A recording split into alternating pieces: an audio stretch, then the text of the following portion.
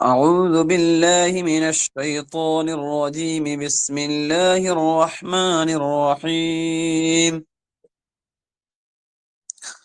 ألم يأن للذين آمنوا أن تخشع قلوبهم لذكر الله وما نزل من الحق ولا يكونوا كالذين أوتوا الكتاب من قبل فطال عليهم الأمد فقست قلوبهم وكثير منهم فاسقون اعلموا أن الله يحيي الأرض بعد موتها قد بينا لكم الآيات لعلكم تعقلون.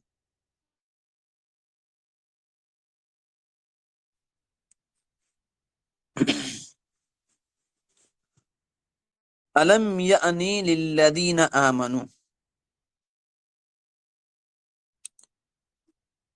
کیا ایمان والوں کے لیے اس کا وقت نہیں آیا؟ علم یعنی کیا نہیں آیا؟ للذین آمنوا ایمان والوں کے لیے کیا؟ ان تخشع قلوبہم لذکر اللہ کہ ان کے دل اللہ کے ذکر کے لیے، ان تخشع قلوبہم لذکر اللہ کہ ان کے دل اللہ کے ذکر کے لیے کیا ہو؟ دھڑکنے لگے، خوف کرے. ان تخشع قلوبہم کہ ان کا دل جھک جائے اللہ کے ذکر کے لیے. وما نزل من الحق اور جو دین حق نازل ہوا ہے اس کے لیے. ولا يكونوا كالذين اوتوا الكتاب ولا يكونوا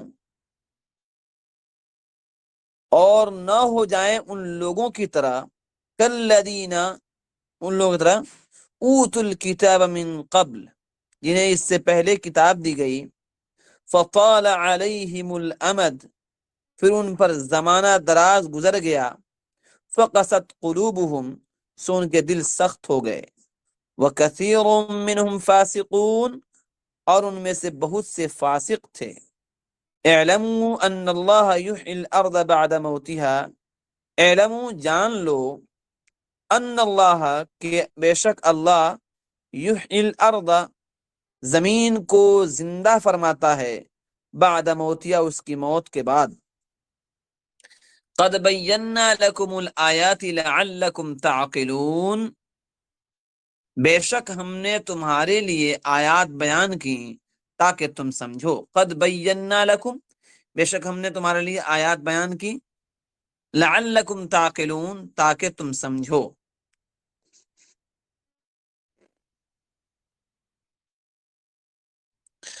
ان آیت کریمہ میں اللہ رب العزت نے ایمان والوں کو خطاب فرماتے ہوئے کہا، کیا ایمان والوں کے لیے وقت نہیں آیا کہ ان کے قلوب خشوع والے ہو جائیں، اللہ سے ڈرنے والے ہو جائیں، صرف اللہ ہی پر بھروسہ کرنے والے ہو جائیں، اللہ ہی کے لیے جھکنے والے ہو جائیں. اس آیت میں ان اہل ایمان کو خطاب اور عتاب فرمایا ہے جن کے اعمال صالحہ میں کمی آ گئی.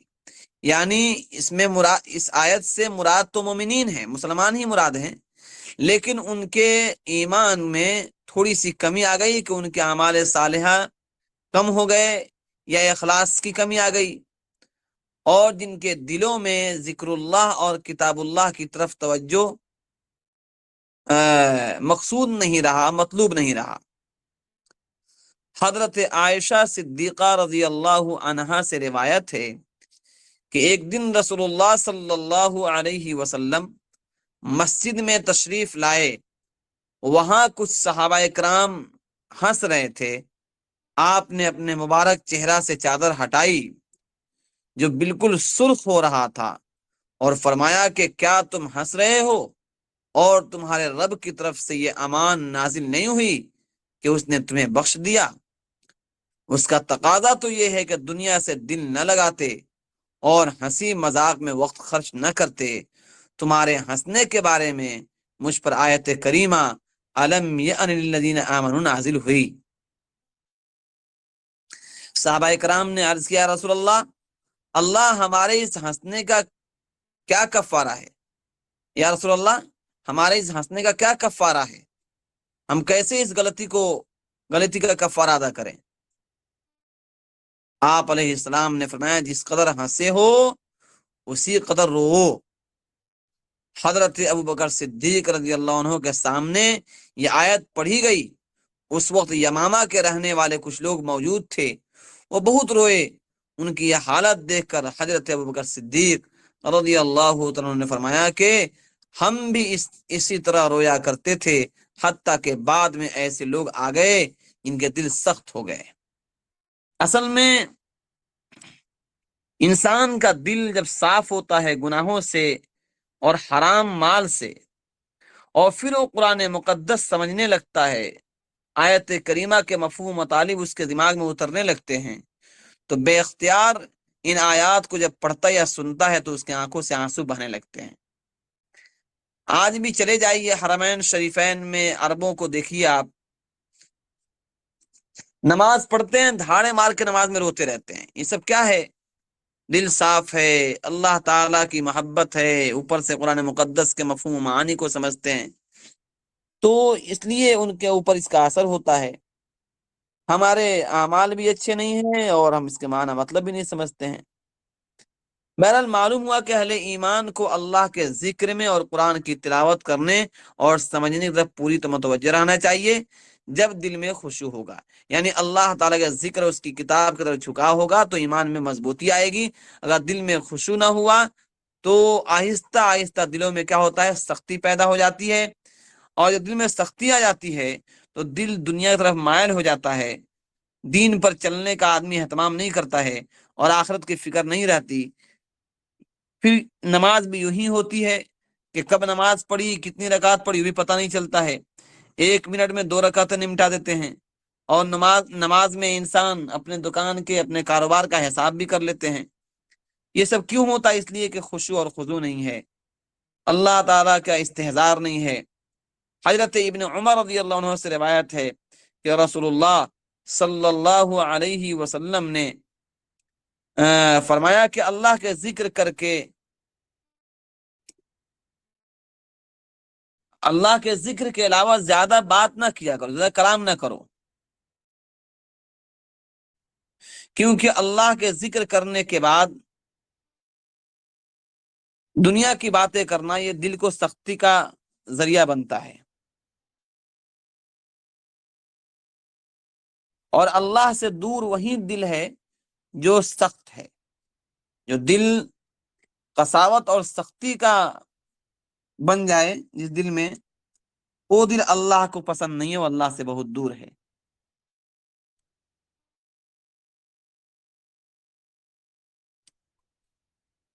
एक वाकया लिखा है मुफस्सिरीन ने। हजरत फुज़ैल इब्न इयाज रहमतुल्लाह अलैह मशहूर मुहद्दिस हैं और सूफिया में उनका शुमार होता है। ये पहले नेक आदमी नहीं थे और सही रास्ते पर भी नहीं थे। ये लोग, ये डाकुओं के गिरोह में थे और डाकाजनी करते थे।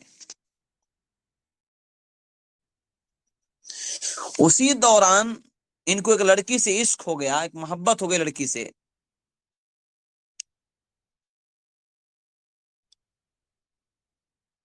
चुनांचे उस लड़की के तलाश में निकले और उसके घर पे जाने के लिए दीवारों पर चढ़ रहे थे, उसके घर में जाने के लिए। तो अचानक किसी तिलावत करने वाले की तिलावत इन्होंने सुनी